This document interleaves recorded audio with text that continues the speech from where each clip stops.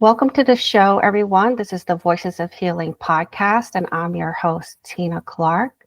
Today, I have a wonderful guest that I can't wait to talk to. His name is Bob Martin. He studied under a Taoist master for 8 years. He used to be a lawyer. He's now a meditation mentor and a published author. He is a professor of wellness and mindfulness. And welcome to the show, Bob. I can't wait to talk all things meditation with you. Oh, thank you so much for having me. And if I could just take one moment and thank you just for having a podcast. It's a lot of work what you do to make all those arrangements and take your time. And it's got to be an act of love because you just give us, those of us, who have a passion about the things that we found in life, a platform to express it. And it's such a gift. So I want to thank you. It's my pleasure, and I enjoy it so much, and I wouldn't do it if I didn't enjoy it. But, I get the question a lot of why I started the podcast, and there's many reasons why. But one of it is energy. And the energy of two like-minded people getting together, talking about what they love to do and they're passionate to do, helps me, helps you, and I think honestly it helps everybody. That's wonderful. Well, thank you for your passion. Yeah, so I guess you were went to a therapist, found out he was a Taoist master. So explain what that means. What is a Taoist master? Well, so the way that it happened is I was a mob lawyer in Miami during the cocaine cowboy days. Those were the days of Miami Vice and the Scarface movie. And it really was the vibe of Miami in those days. But anyway, my life was falling apart on a personal level, and I was seeing George, therapist. And I came to an important crossroads, and I asked him a very important question to me, and I'm here paying him to be my therapist, and he picks up some coins and starts throwing them on the table and making mathematical calculations and drawing funny lines. And then he opens up a book and shows me this chapter, and the title of the chapter was Retreat. And I cursed him out and I stomped out of there. Number one, I didn't want that advice. I wanted just to go, along in my headstrong way. But it was the right advice. And later I went back and I asked him, George, what was that?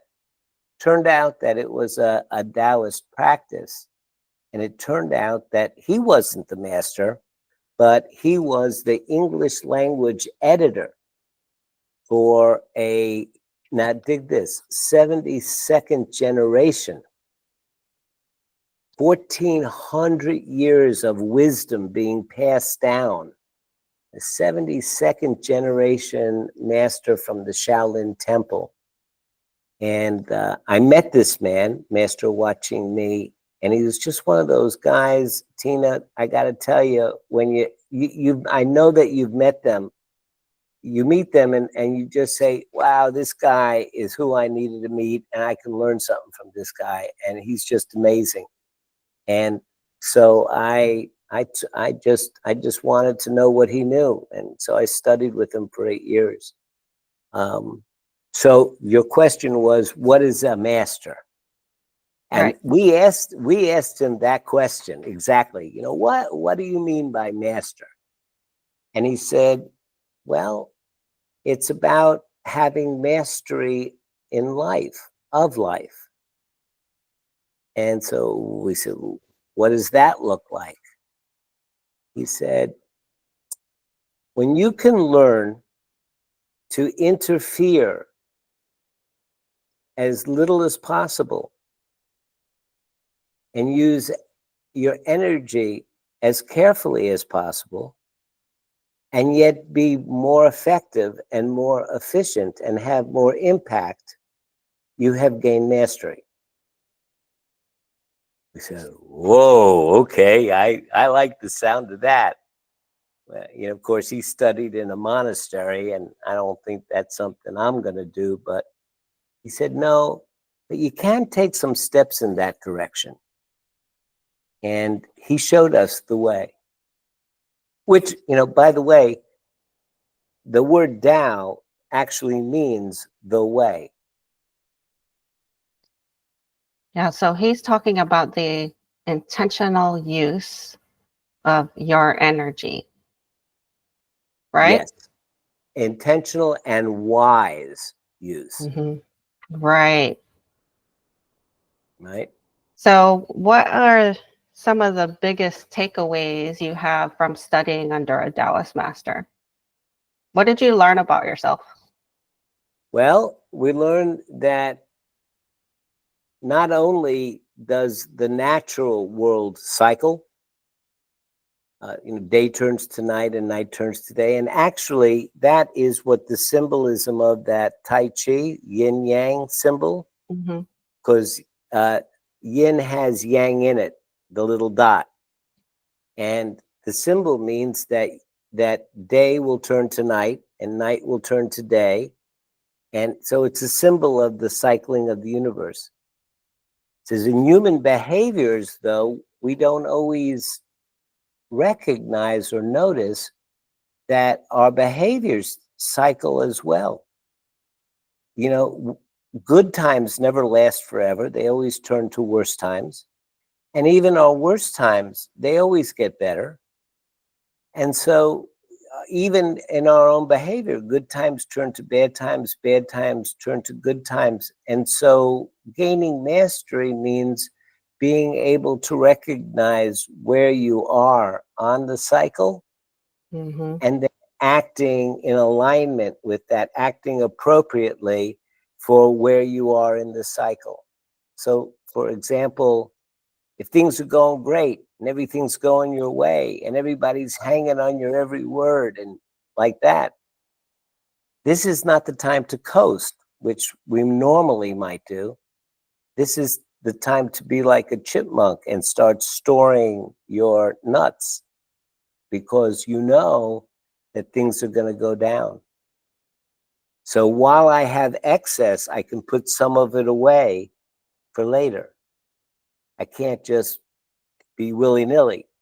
And likewise, when things aren't going so well, we have a tendency like we have to interfere and fix things and do things. But sometimes we just have to have the patience to wait until things start to get better and our efforts can be used more effectively. So knowing when to advance and when to retreat, when to wait, when to punch through, when to take advantage of good times, when to save things during bad times, having a sense and feel of that and knowing the wise way to respond to it is the learning of the Tao, of the way. Going with the flow, I suppose, but Right. knowing what the flow is and aligning yourself with it. Like we also have a seasonal flow. So right Mm-hmm. now we're in winter in North America. And so that's a time to slow down and rest and reflect. And Mm-hmm. then when spring comes around, that's the time to start planting your seeds and start working on whatever you want to be working on or manifesting, Mm-hmm. and then you go into fall and then you start reaping your harvest. Mm-hmm. Exactly. Or even as the Bible says, there's a time to reap and a time to sow Right. and the like. But even beyond that, during the time of winter, not only being quiet and resting, but that's the time to sharpen the blade of your lawnmower. That's the time to do the repairs and knowing that spring's going to come. You have the time and you have the low energy, but you can still apply it to prepping for when you're going to need stuff. Hmm. So that is the more effective and efficient way of using the time. So you're a mindfulness coordinator. Yes, ma'am. What's the difference between mindfulness and meditation? Great question. So a fellow once said to me, you can put a boat on a ship, but you can't put a ship on a boat. And it's, it's kind of like that. All meditation is mindfulness, but not all mindfulness is meditation. So mindfulness only means that you are attending to what you're doing. Okay? I like to use the word attending instead of giving attention to, because attention has a lot of baggage to it. Like, if I can keep my attention, it's good. And if I lose attention, it's bad. And that's really not true, because we always lose it. Our mind always wanders. It always has thoughts. It always. So it's got some baggage with it. I like the idea of saying attending to. It's like if you're driving along, the car will pretty much take you home. You don't have to pay too much attention to it. You don't have to attend to it too much. Your mind can just kind of go off into its blah, blah, blah. And I hope I, have what I need to cook dinner. And I wonder what I should have said to that guy, and blah, blah, blah. And you find yourself home. And that's good. That's all fine. That's wonderful. But if while you're driving, a car gets a little bit too close to your car, all of a sudden you snap out of that fog and you start attending to the situation. It feels very different. So that sense of attending to the present moment, when you do that intentionally, when you're attending to it, we call that mindfulness, or being awake and not being asleep in the fog. Okay, so that's mindfulness. So if I'm making my bed in the fog, then I'm kind of doing it on auto drive, and I'm thinking about 100 other things. If I'm making my bed mindfully, then I'm thinking, oh, look at that wrinkle. Let me push it out here. And I'm going to take this corner, and I wonder what kind of a corner I'm going to make. And I'm going to tuck it in under here.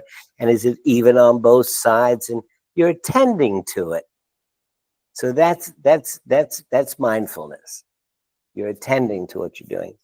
And often, we find that mundane tasks, like even washing the dishes, can become joyful if you do them mindfully.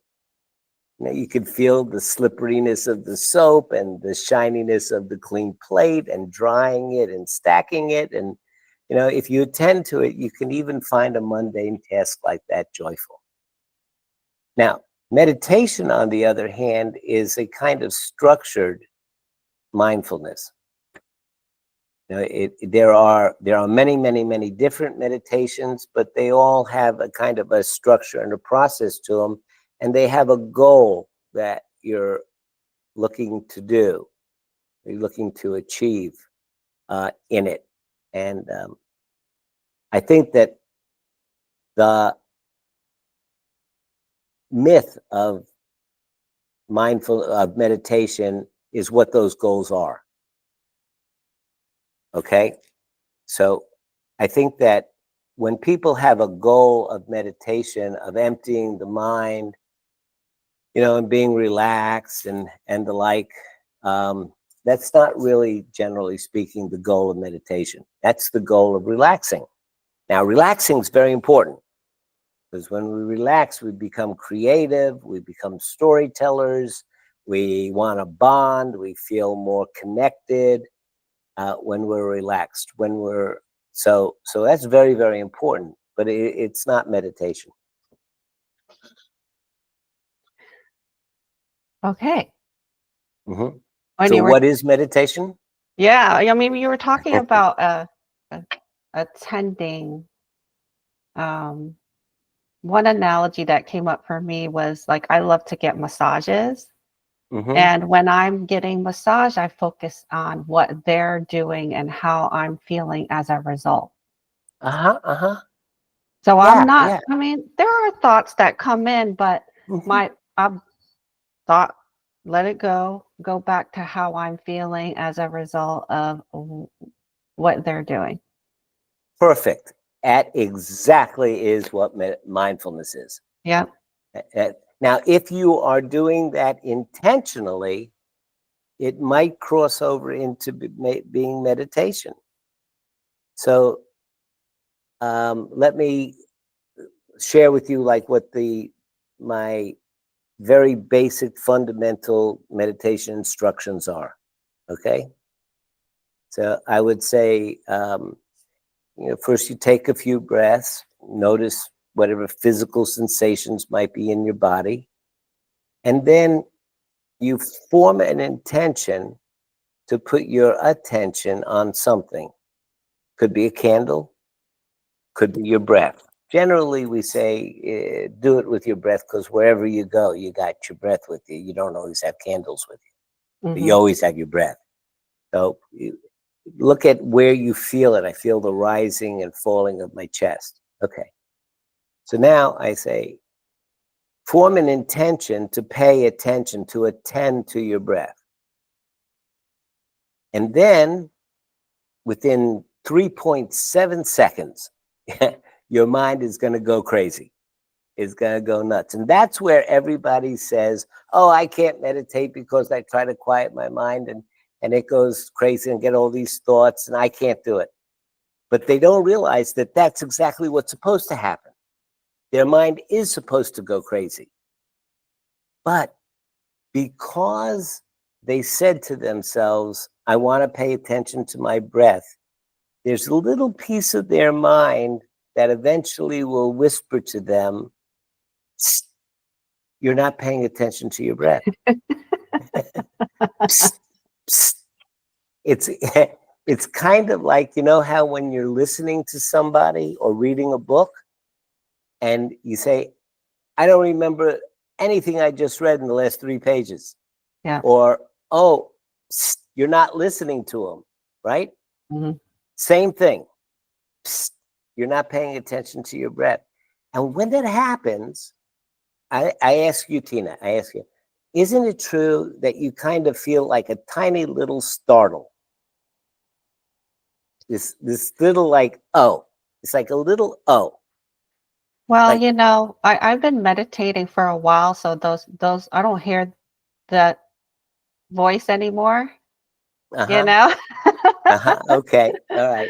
So, but But when you, because with practice, you get better at it mm-hmm. and you don't get easily distracted. But I think what you're saying is with meditation, you're still going to have thoughts, but you just don't focus on them. You just kind of let them flow through you and Well, that's true, but even back when you're beginning, I'm telling you, when you're just very beginning, even when you're not, when you want to listen to somebody, and then that moment you realize you're not listening to them, there's this little like, oh, this little Mhm.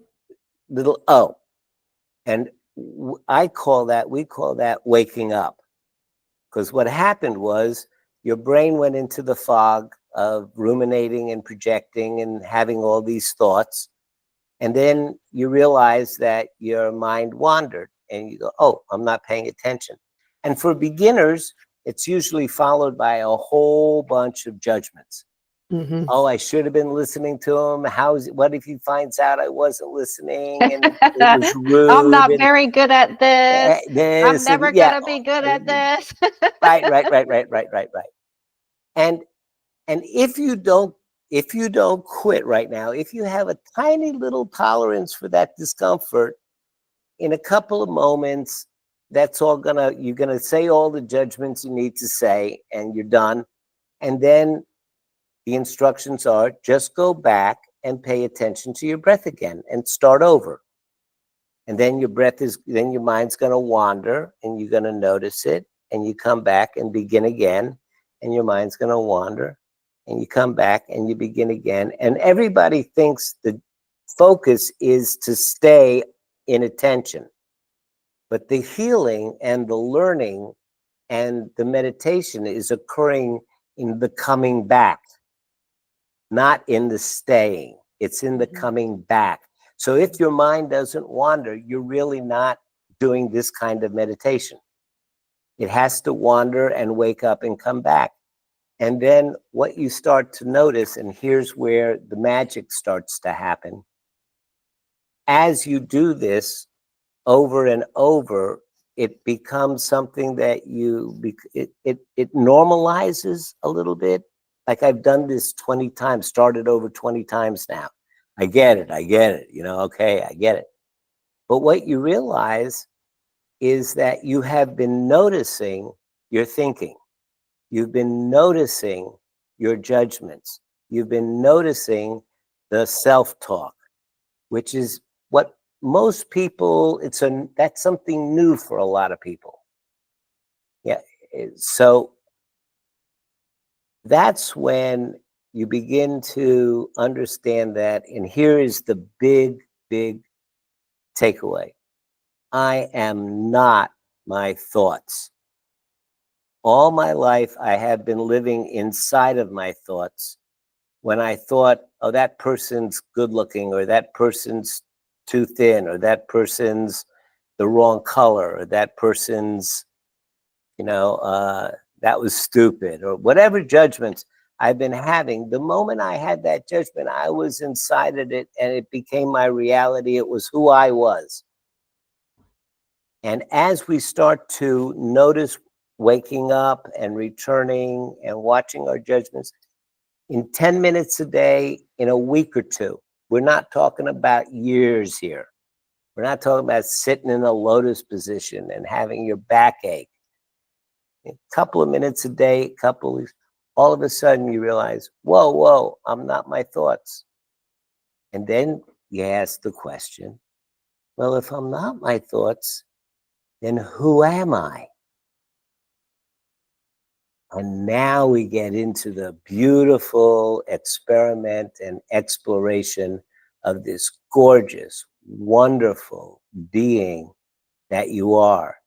This thing that is so much more than your thoughts. Because you're the creator of your thoughts. You are this incredible potential that can create whatever it wants to create once you're free of the jail cell, of the conditioning that's been imposed on you. You have the ability then to say, this opinion that I had, it's just not helpful. Maybe I'll let that one go. And how do I really feel? When I'm mean and rude, do I really enjoy it? Does that make me happy? You can start to really explore, who I am and how the conditioning is either helpful or not helpful. And even the brain science is supporting this. I'm happy to go into like the neuroplasticity and how the mind actually reforms the physical brain. The ephemeral mind, this thing that we don't understand, the thought, can actually change the physical construction of the mind to have the mind support the you that you decide you want to be. That's a little convoluted, but you follow me? So, what are thoughts then? Yeah, good question. It depends, I suppose, whether you want to get Jungian, or you want to get Freudian, or you want to get spiritual. I want to know what your Taoist master would say thoughts are. Okay. Well, Taoism is all about the flow of energy. Yin and yang are the negative and positive energies, but not negative and positive like good and bad, negative and positive like the poles of a battery. Okay, there's just yin, which is negative, and also it represents the female energy. And so there's a lot of people who just start studying Taoism that says, oh, it's real, paternalistic and misogynistic, and it makes women bad and blah blah. The negative is not a bad thing. It's just a pole in a battery, and it's necessary the feminine and the masculine. The feminine and the masculine, which is not a woman, is not man and woman, because inside of me, I have both female and male energy. They have different attributes and they are Right. necessary to balance each other.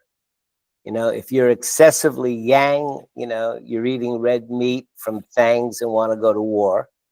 If you're excessively yin, if you're excessively yin, you're running around going, hi, la la, kumbaya, and you never get anything done.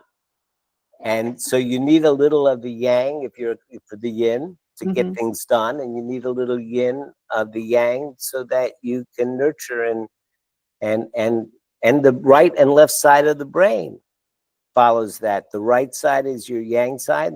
The left side is your yin side.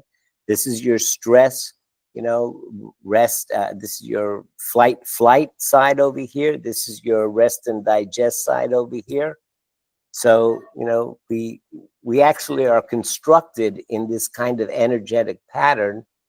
And in Taoist thinking, these energies are reflected not only in thoughts, but they're also reflected in physical sensations of comfort and discomfort.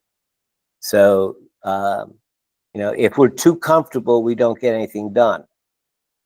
If we're too uncomfortable, we fall into fear and panic. And so, you know, even those feelings are necessary for a good balanced life. And so thoughts are conscious manifestations of the energy that's existence in the area around us as we align ourselves or conflict with it.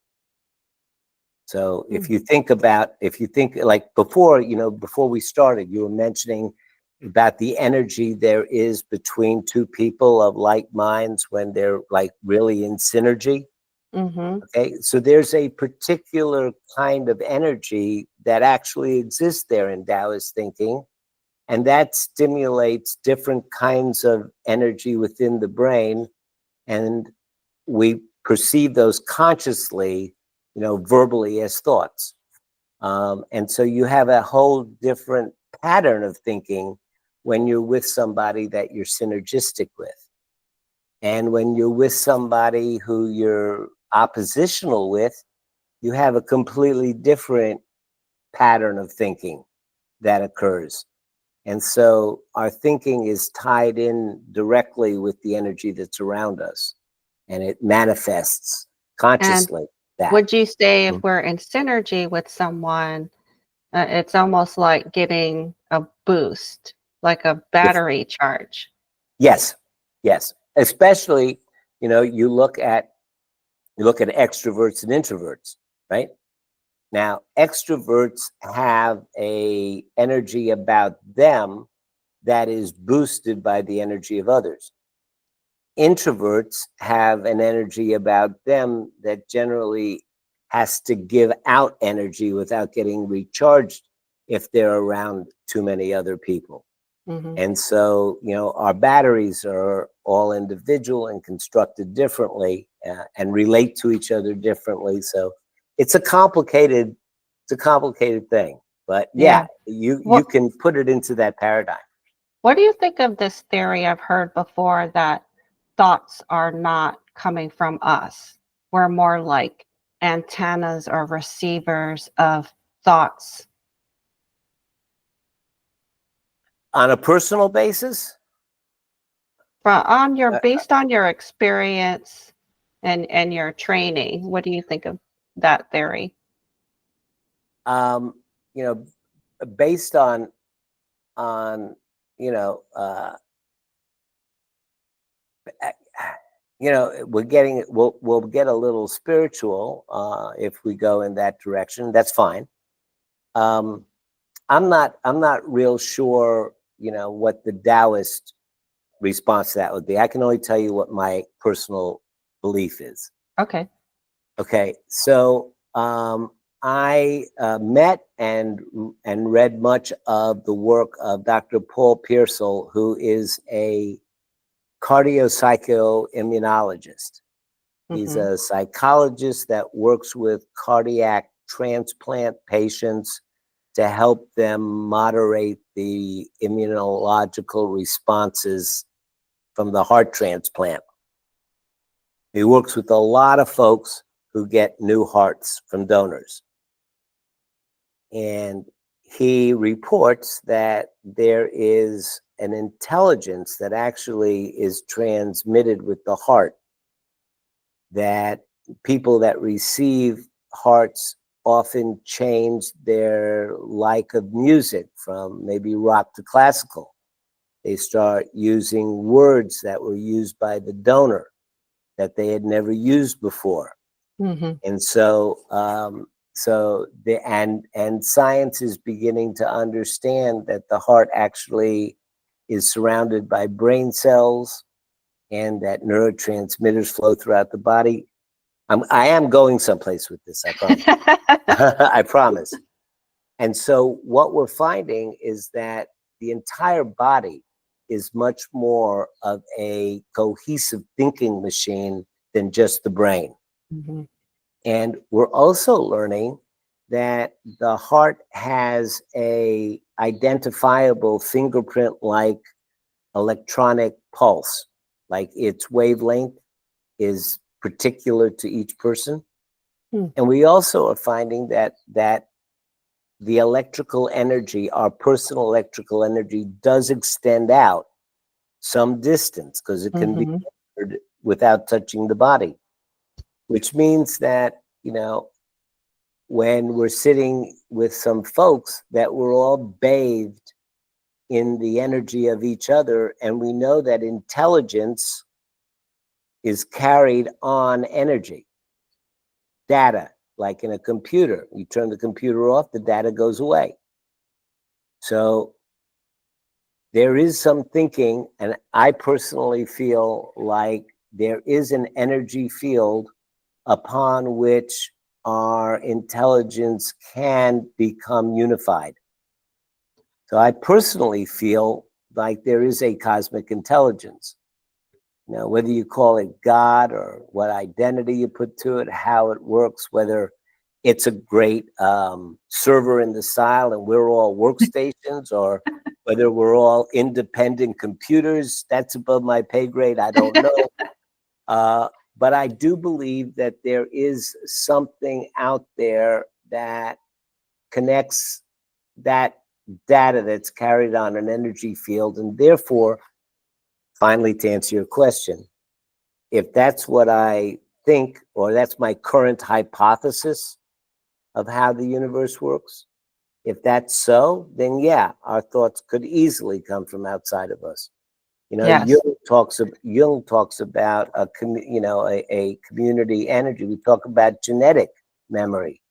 How the heck does a salamander know to stick out its tongue and grab a fly? I mean, that kind of knowledge or energy or ability that runs his electrical system, he's born with it. Rattlesnakes can bite you from the time they break out of the egg. Yeah, or here's a good example. Um, if you're a woman and you get pregnant, the whole process is going on with or without you doing anything. The baby is growing, Mm-hmm. the parts that you need to grow the baby's growing. It's all automatic. Mm-hmm. Yeah. Some people would say, it's the product of the DNA and the chemistry. I Mm, just don't think that is a full explanation. There's I something think else I going on. think consciousness first, then matter. Mm-hmm. You need to have consciousness first for matter to be created. I so agree with you. And I would take that a step farther and say that we have a responsibility to our consciousness. And we also need to be responsible for our energy and our thoughts because Mm-hmm. in Reiki, we talk about auras and energy fields. And your energy field could go out 3 feet, it could go out 6 feet, it could go out 9, it could probably go out as far as you intend it to go out. And when you do that, you pick up on information. Mm-hmm. So I teach this to my students. I say we have to be mindful of our auras and what we pick up on, especially sensitives and empaths who are like sponges, without training. The unconscious empath is just soaking in, picking up everything, and it's Mm-hmm. exhausting and it creates anxiety. So, like I always say, I'm an empath, and yes, I used to do that, but I don't do that anymore because now when I go to the grocery store, I pull in my energy field close to me.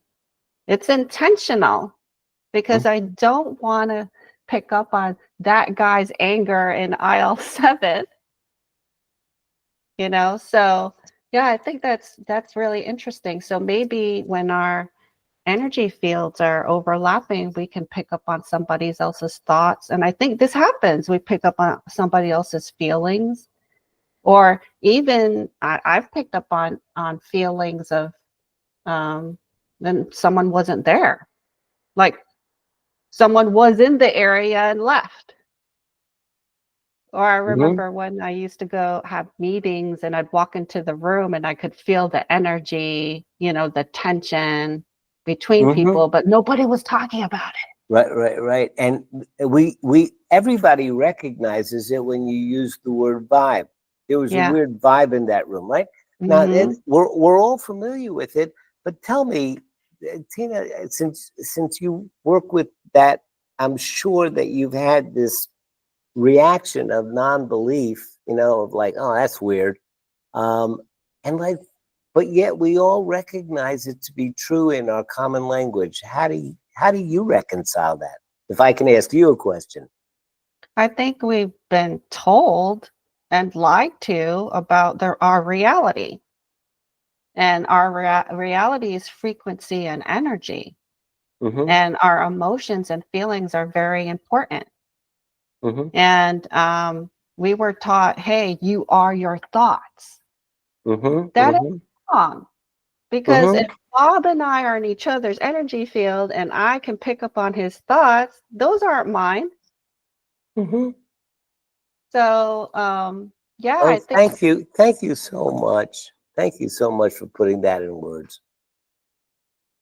You yeah. you know you are just so right on. So it's important, I teach this to my students. You need to know what's coming from you and not coming from you. Mm-hmm. And if it's not coming from you and it's making you uncomfortable, like you're picking up on anger, you need to stop and ask yourself, is there a reason why I should be angry right now? And if it's no, then you say, this is not mine to take on. Mm-hmm. This is not Mm-hmm. mine. Mm-hmm. Yeah. Yeah. Now So the folk. Yeah. Go ahead.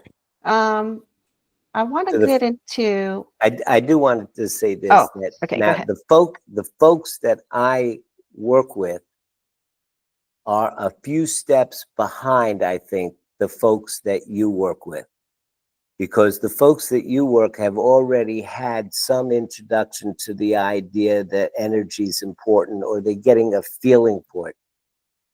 The folks that I often work with are so disconnected from their thinking and their bodies that I have to work with them on the most basic, of steps. And so I think that, what I do and what you do are just completely complementary, and I just so appreciate your work. Oh, thank you. Um, I love teaching Reiki because Reiki is about energy. It means universal life force. And Mhm. so when you start working with that energy, you start understanding how it feels to you, to someone else, how you can affect someone else and train someone else to your brain waves, which is what is happening with Reiki. You go into alpha. Mhm. So yeah, it's just a wonderful Mm, way to learn about energy and how you can utilize energy for the highest good, for healing. mm. So I want to get into now, though. You said you would share some stories of healing that has occurred from meditation. And I think that this is a great segue from what you just said. Um, so here's an example of what I'm talking about. The step before you would be have a student that's willing to accept what you're saying. Okay. Mhm. So I not only do I have my private practice and do my teaching online to a wide variety of folks, but I also teach on campus. And, I actually have a 2-credit course where I get to teach meditation. And we teach the way that I teach. I have a proprietary app that was developed just for our School of Meditation, which is called Koru. That was developed at Duke University and was researched in its evidence base. It's great. They developed this whole digital infrastructure where we meet for 1 hour and I teach them maybe 1 or 2 new techniques. Then they have an app to take home on their phone, and it has the guided meditations on it. But here's where it's different.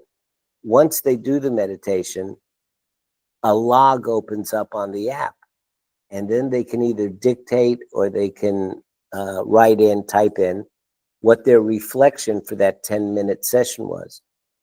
Every morning, I get up at 4 o'clock in the morning. So by 6 in the morning, they will have gotten a response to that day's meditation, and before they do their next practice. And so they'll have my, either my encouragement or a little adjustment maybe to their thinking, something that's helpful. So one of my students, it's an elective course, so she chose to take the course. And I'm not seeing any logs. I see somebody else has already done, within 4 or 5 weeks, I've already got 20 logs, already 20 answers. We've got a great conversation going. She's maybe got 3 or 4 logs. I asked her to stay after. And I had said, what's going on? You took the course voluntarily, so you must have wanted the benefits. And I'm sure you understand that you can't just look at the machines in the gym. You got to get on them. You got to work them. I'm sure you understand that. So what's happening? So she said, yeah, this is just such a pattern for me because I always seem to know what I want to do. But then when it comes to doing it, I always fall off. So I asked her, so I am a therapist, but I'm not in the class as a therapist. I'm in the class as a meditation teacher. So I got to use the tools of meditation. So the first question I asked is, so tell me, what are the words that you think about? What are the actual words? Oh, I don't know. I just get these thoughts. Well, take a moment. Just, let's just sit with that. Anyway, we moved on and she started to identify some of the thoughts. And as she started to pick out some of the words that she was using, she started to say, oh, I just always sabotage myself. Okay. So I said, let's keep going. Well, it wasn't long after that all of a sudden she just broke into terrible tears and sobbing and said, I just don't feel don't feel I deserve to be happy. Okay. So let's break that down. So I started asking her, where do you feel that in your body? Oh, I feel it everywhere. I feel it in my eyes. Well, your eyes are crying, so of course you're going to, but where else do you feel it in your body? It took a little while because, we are so disconnected from the energy of our bodies that it's hard when you start thinking about it. But, in a few minutes, she identified this spot. She said it was underneath her collarbone. not at her heart, and she felt like, she said, it feels like it ought to be throbbing, but it's not. I mean, those are her exact words. But at least she had identified the exact spot and the like. And then we started looking at what the words were. But the moment she identified the spot, all the tears dried up, because now she was in an exploratory discussion. Now it wasn't emotional anymore. It was like, trying to answer and, have a conversation. And by the time we were done, we were, totally calm, just having a good conversation.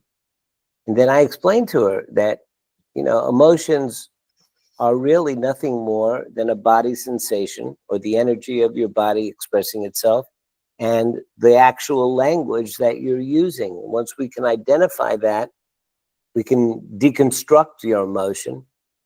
And she kind of got that, still a little curious. But the next day she engaged, and I got a log from her. And she was really playing with this: where do I feel it in my body? What are the words that I'm using?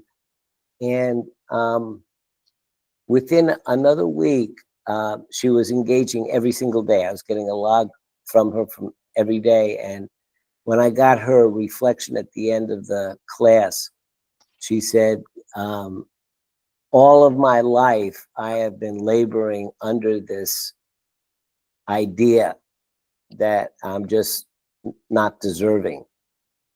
And I can't believe that my life has been controlled by these crazy, stupid thoughts. Mm-hmm. This is going to make a big difference. And, I ran into her a year later, and, she was just doing well, and said, I've never been happier. Yeah, and then you can turn that around. When you have that thought, I don't deserve to be happy, you can talk back to the thought and say, that's not true. I deserve to be happy. So I hear what you're saying, but what I would say my experience has been in meditation is, if you try to suppress the thought, it will gain energy. If you tell yourself it's not true, it will try to prove to you that it is true.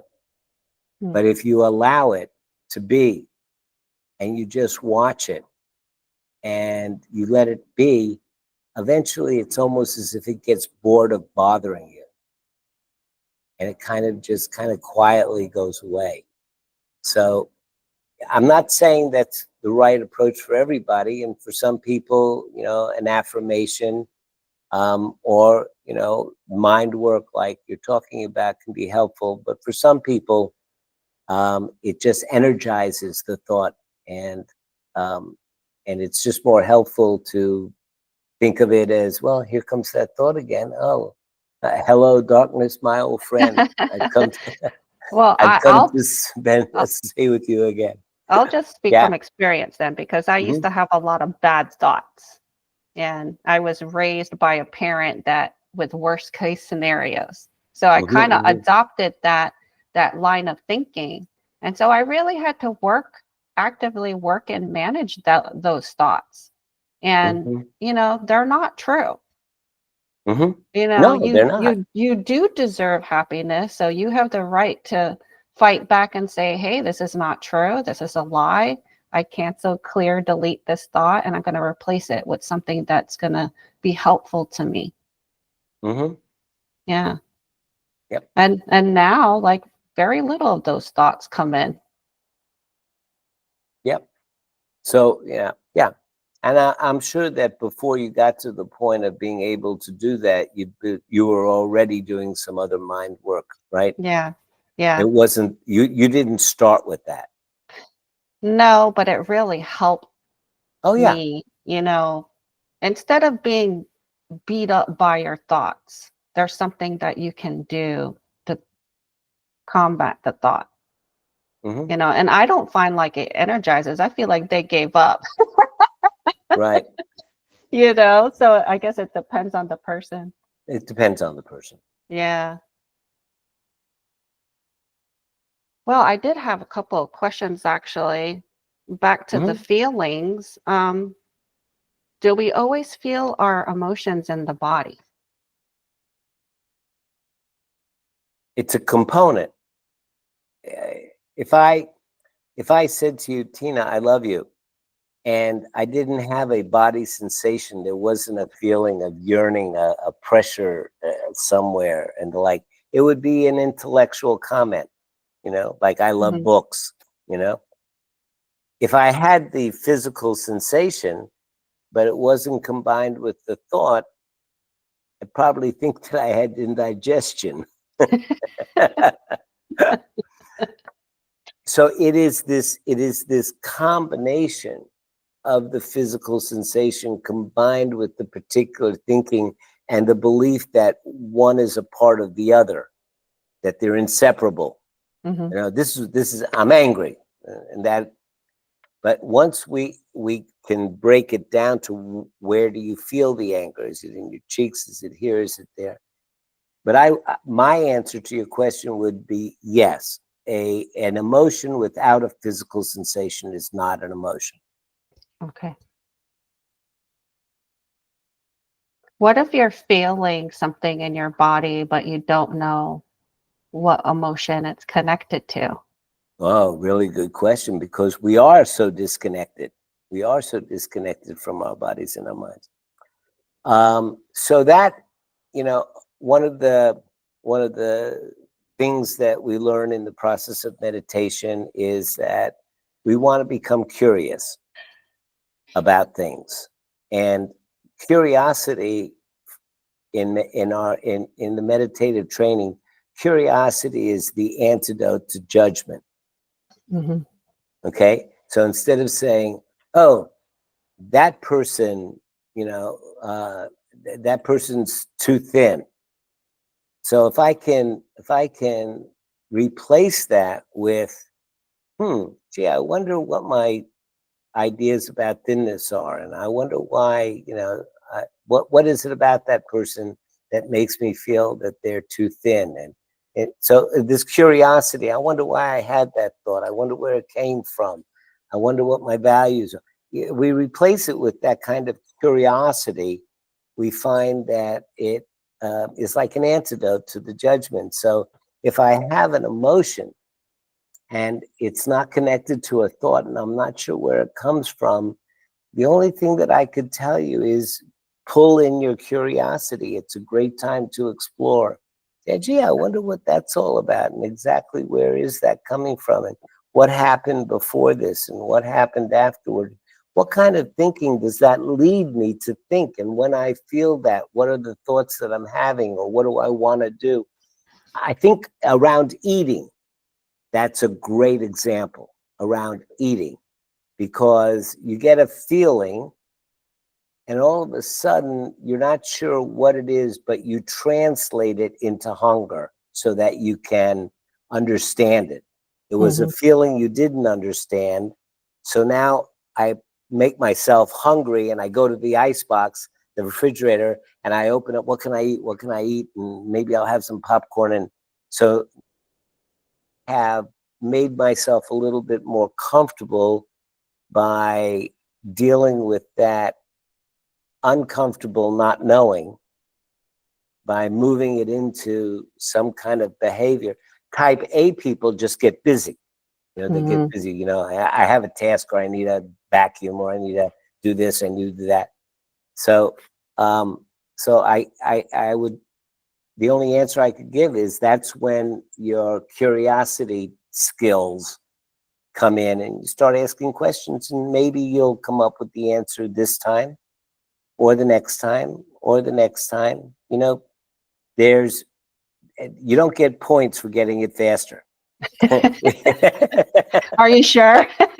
Yeah, there's no great scoreboard in the sky that keeps track of the points. So, I like the fact that you would ask a lot of questions because if you're familiar with the chakras, Hmm. the seven main chakras of Yeah. the body, they all represent different areas of your life. Yes, ma'am. So in Reiki, I use that information to figure out what's going on with the person according to any kind of pain that they're feeling in the body. So if they have, for example, chronic sore throats, I know that's the throat chakra. And then I start asking them, do you speak your truth? Are Mm-hmm. you able to speak your truth to your loved ones or the people around you? Have you ever tried to swallow your words? Do you feel like you can't be yourself around people? Is Mm-hmm. there any person in your life right now that's challenging you in terms of you can't communicate with them? Mm-hmm. And Mm-hmm. then we can narrow it down and even what side of the body the pain occurs on. You know, the right side would be the male side and the left side would be the female side. So if you have Mm-hmm. a pain on the left side of your body, I ask what female is challenging you right now in your life? Mm-hmm. Mm-hmm. Oh, Yeah, all that's such great practices. Really helps people to become curious, and the more that you work with them and ask the questions, the more creative they come within their own self thinking about asking themselves those questions. right. And And you then they know, start making the connections, because nothing is random and nothing is coincidence. mm-hmm, mm-hmm. So Yeah. it's like you have to be your own investigator. Uh-huh. Uh-huh. Matter of fact, one of the great Tara Brach, one of the great meditation teachers, and one of my teachers, uh, talks about the process of RAIN, RAIN, of dealing with a situation. RAIN is, first of all, recognize what's going on in your Hmm. mind. Um, Next thing is allow it. So, don't try to cut it off right away, because then it's not available for examination. And then the I is investigate. There you go. Hmm. Investigate. And then the last is non identity. Remind yourself that you're not your thoughts. Recognize, allow, investigate, non identify. I am whatever it is that I'm doing here. I just got to remember it's not me. So I can investigate it from a distance, which is kind of a segue into another piece of meditation that I think is important to talk about. And Okay. that is okay. So if I'm not my thoughts, then who am I? And Can I you go ahead. answer? Yes, answer, please. You're the observer of your thoughts. Exactly, exactly. You're the observer of your thoughts. And so when you break out of your thoughts, you break away from your thoughts, you start to feel and be that observer, reconnect with that observer.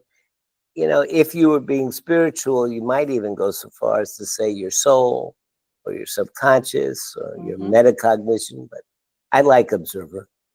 And it is when people talk about, the peace and tranquility and stability of meditation, they don't mean that life is stable and peaceful, because you're riding on the river of life, and sometimes it's calm, and sometimes it's white water, and sometimes it's going over a waterfall, and sometimes it's sweeping your house away, and sometimes it's raining, and there's all this. You're experiencing all that, and from the place of being in it, you are on the roller coaster. But once you connect with the observer, and you are the observer of your thoughts, from the place of the observer, you have stability, and you have a certain calmness and objectivity. And so when people talk about, meditation giving you peace and calmness, doesn't mean it's going to make your life smooth. It means it's going to be peaceful and calm from the position of the observer.